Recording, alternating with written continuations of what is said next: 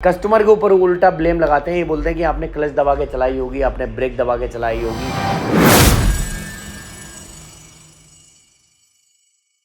Hello guys, मैं हूं इमरान रसूल और आप देख रहे हो इमरान भूसावाला।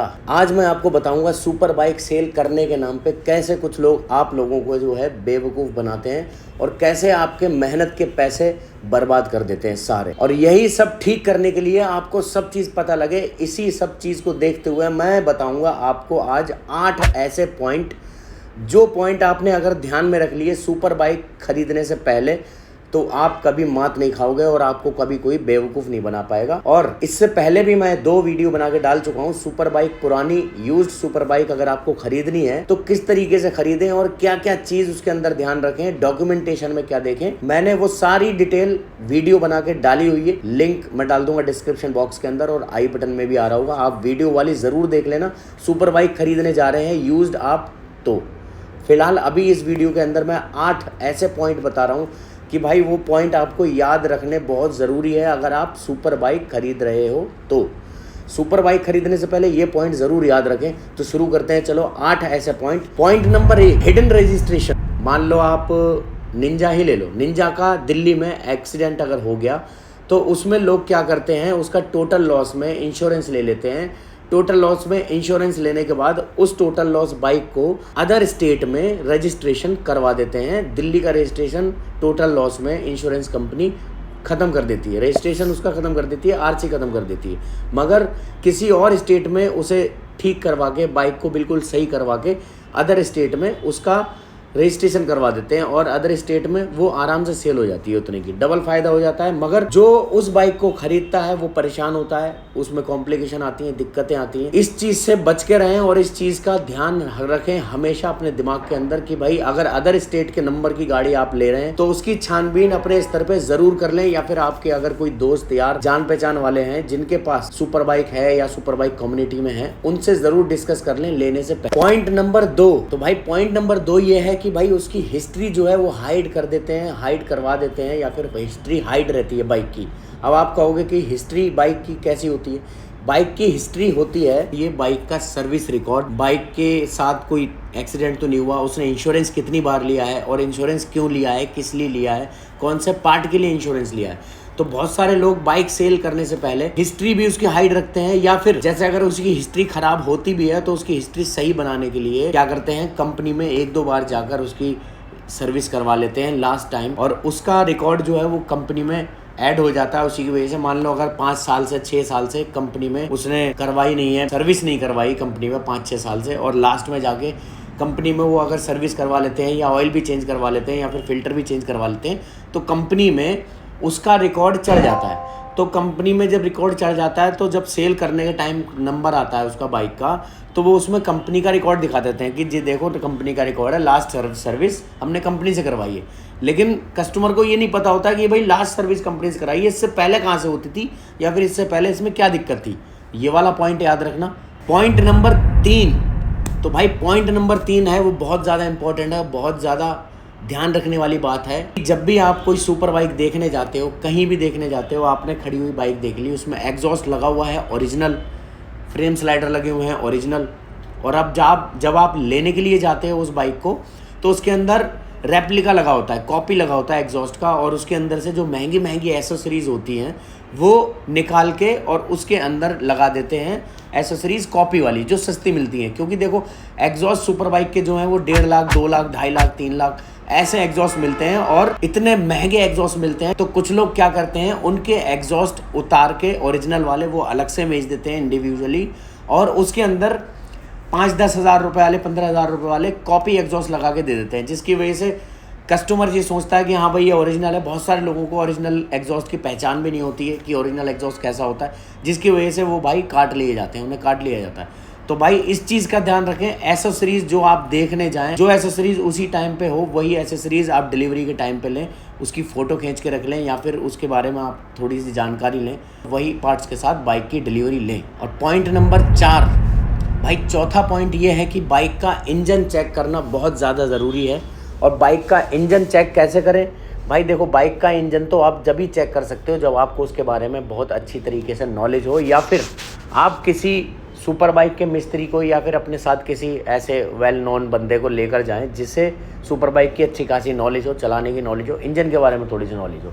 तो भाई इंजन की जानकारी बहुत ज़रूरी है। बहुत सारे लोग क्या करते हैं भाई, जैसे पिस्टन 4 पिस्टन होते हैं सुपर बाइक में या 3 पिस्टन होते हैं ज़्यादातर, तो भाई 3-4 पिस्टन में से एक पिस्टन कई बार जैसे अगर धुआं देने लगता है या खराब हो जाता है तो उसे क्या करते हैं, टेम्परेली उसमें से धुआं बंद कर देते हैं, जिसकी वजह से सुपर बाइक में पता नहीं लगता है कि हाँ भाई इसका धुआं बंद हो गया है, इसका पिस्टन खराब है या फिर इसके इंजन में कुछ काम है। टेम्परेली वो ठीक कर देते हैं और आपको आवाज़ सुना के दिखा देते हैं उसी टाइम। उस टाइम पे वो हल्की फुल्का धुआं देती है, पता नहीं लगता है, तो बातों में घुमा देते हैं। तो भाई इस चीज का खास ध्यान रखें कि भाई इंजन में कोई कमी ना हो, क्योंकि इंजन ही मेन सोर्स होता है सुपर बाइक का। सुपर बाइक का अगर इंजन थोड़ा सा खराब होगा तो कई ऐसे केस मेरे सामने आ चुके हैं कि भाई बाइक पुरानी लेकर आए हैं डीलर के पास से या किसी के पास से बाइक लेकर आए हैं, मुश्किल से 1 महीना 15 दिन उन्होंने चलाई है, उसके बाद ही वो धुआं देने लग गई।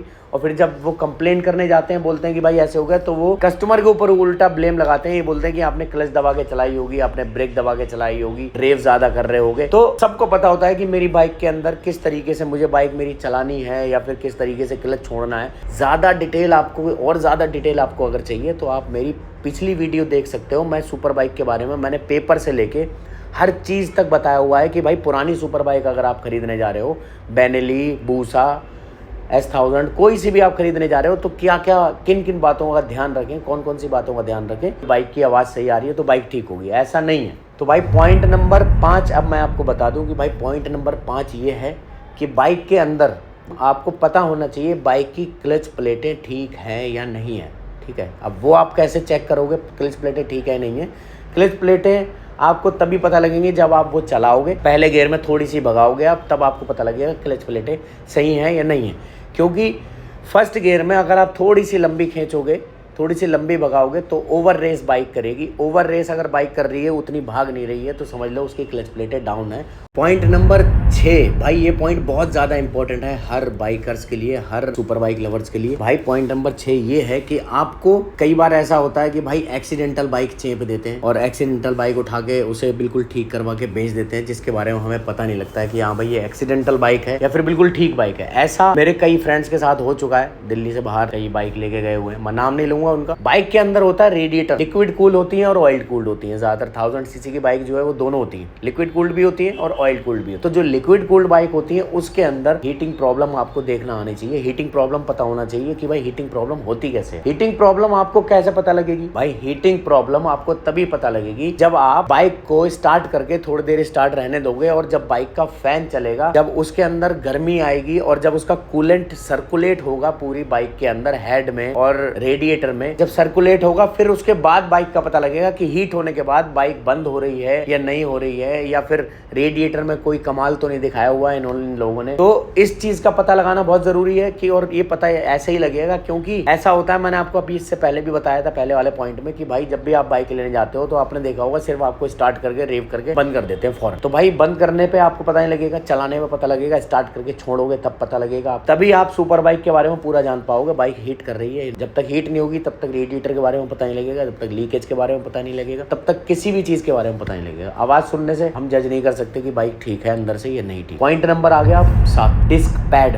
भाई डिस्क पैड मोस्टली तो ज़्यादातर वो बोलते हैं कि हाँ भाई हमने डिस्क पैड नए डलवाए हैं, डिस्क पैड नए डलवा के देते हैं, या डिस्क प्लेट। तो आप सबसे पहले डिस्क प्लेट और डिस्क पैड जो है वो चेक कर ले। डिस्क प्लेट कैसे चेक करोगे? डिस्क प्लेट मैं बता देता हूँ आपको कैसे चेक करोगे। डिस्क प्लेट को जब आप पकड़ोगे इस तरीके से, तो जब इस तरीके से आप पकड़ देखोगे ना उस पे, अगर उस पे किनारे बने हुए आ रहे हैं, वो खुरदड़ा है उसका सरफेस, मतलब एकदम प्लेन नहीं है उसका सरफेस, तो समझ लो उसकी डिस्क प्लेट खराब डिस्क पैड से चली है और खराब डिस्क पैड लगे हुए हैं उसके अंदर। डिस्क पैड भी आप एक बार चेक कर लें। डिस्क प्लेट अगर ज्यादा पतली है, बिल्कुल चिकनी नहीं है, तो भाई डिस्क प्लेट की आप बात करें और डिस्क प्लेट उनको बोलें कि भाई रिप्लेस करके दें, या फिर डिस्क प्लेट के साथ साथ डिस्क पैड दोनों ही चेंज करवा के लें। पॉइंट नंबर 8 नंबर पॉइंट आ गया भाई। 8 नंबर पॉइंट भी बहुत ज्यादा इंपॉर्टेंट है। इंपॉर्टेंट तो सारे पॉइंट है, लेकिन ये वाला पॉइंट कुछ ज्यादा इंपॉर्टेंट है। वो इसलिए क्योंकि बाइक का दारोमदार इसी पे टिका हुआ है। सबसे ज्यादा जो कस्टमर है वो भाई इसी चीज पे घूमता है। आपने देखा होगा कि आप जब भी बाइक लेने के लिए जाते हो तो आपको दो ईयर सुनने को मिलते हो कि भाई 2018 मैन्युफैक्चरिंग है, 2019 रजिस्टर्ड है, जो 2019 रजिस्टर्ड है, 2020 या फिर 2021 दो बताते, कभी सिंगल ईयर नहीं बताते कि हाँ भाई 2019 मॉडल है तो 2019 ही मॉडल। तो इस चीज में सबसे ज्यादा आदमी को, सबसे ज्यादा कस्टमर को जो है वो कंफ्यूज किया जाता है। वो इसलिए आदमी कई बार जो है वो देखता नहीं है, ध्यान नहीं देता है मैन्युफैक्चरिंग पे और ईयर पे। तो भाई इस चीज का ध्यान देना बहुत ज्यादा जरूरी है, क्योंकि कई बार ऐसा होता है 2009 मैन्युफैक्चरिंग बोल के बेच देते हैं और वो होती है 2008 रजिस्टर्ड। चीज का आप खास ध्यान रखना, 2009 मैन्युफैक्चरिंग बोल देंगे, 2009 ही रजिस्टर्ड बोल देंगे, तो आप उस चीज में घूम जाते हो। तो आप सोचते हो कि अच्छा 2009 है, लेकिन वो निकलती है 8। आपको सिर्फ इस चीज का ध्यान रखना है कि हाँ भाई मैन्युफैक्चरिंग जिस टाइम कंपनी में बाइक बन के तैयार होती है वो होती है मैन्युफैक्चरिंग डेट, और रजिस्ट्रेशन डेट वो होती है जिस टाइम पे गाड़ी पे नंबर आता है और जो गाड़ी खरीदता है वो रजिस्ट्रेशन डेट होती है। तो रजिस्ट्रेशन डेट जो है वो आपको ध्यान में रखना बहुत ज्यादा जरूरी है। वो आरसी चेक करना चाहिए, आरसी पे रजिस्ट्रेशन डेट लिखी होती है, रजिस्ट्रेशन डेट एक बार चेक करें, मैन्युफैक्चरिंग डेट भी एक बार चेक करें कि कौन सी रजिस्ट्रेशन डेट है, कौन सी मैन्युफैक्चरिंग डेट। तो भाई देखो ये थे आपके 8 पॉइंट ऐसे जो भाई सुपर बाइक लेने से पहले अगर आप ध्यान में रख लोगे तो भाई आप कभी भी मात नहीं खाओगे और आपको कभी कोई दिक्कत नहीं होगी सुपर बाइक लेने में। और ज़्यादा आपको जानकारी चाहिए तो भाई इस वाली वीडियो में जाके आप देख सकते हो, पूरी वीडियो डिटेल में डॉक्यूमेंट के साथ, आरसी के साथ मैंने बताई हुई है वीडियो।